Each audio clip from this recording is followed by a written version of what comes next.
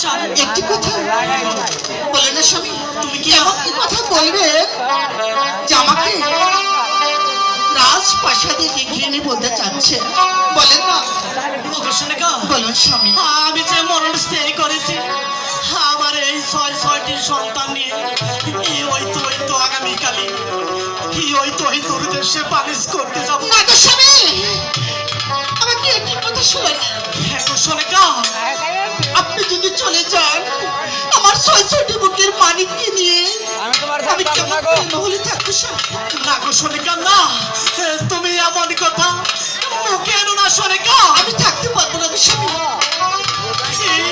আমরা যদি পালিশ করতে না যাই তাহলে যে আমাদের সন্তানের অমঙ্গল হবে সোনিকা। ও কি দূর